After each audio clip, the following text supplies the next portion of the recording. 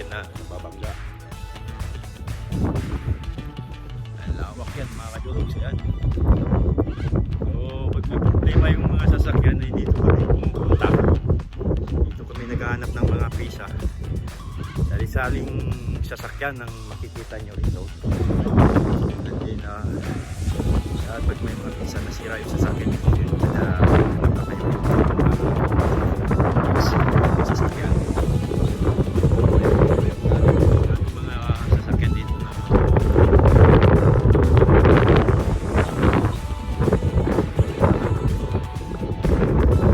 pwede na mamaya pag i-update ko kayo mga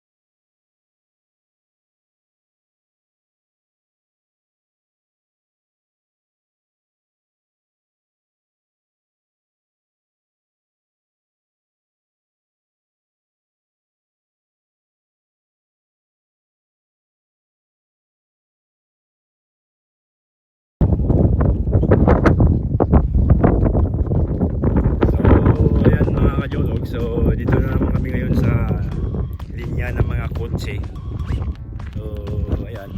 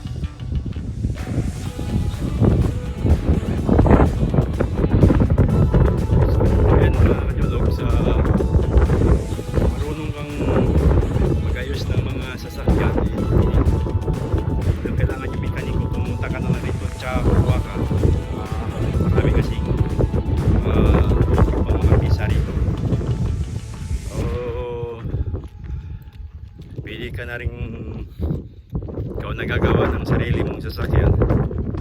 So ayan, mahangin ngayong araw na ito, so malakas yung hangin. Hanggang doon sa dulo yung mga ano ng sasakyan dito, yung mga kotse. Iba-iba kasi yung ano pisto na mga SUV, mga kotse, mga truck. Yung doon sa dulo kanina yung mga truck, mga SUV. So may hinahanap kami na isang sasakyan na para doon sa papalitan ng pisa.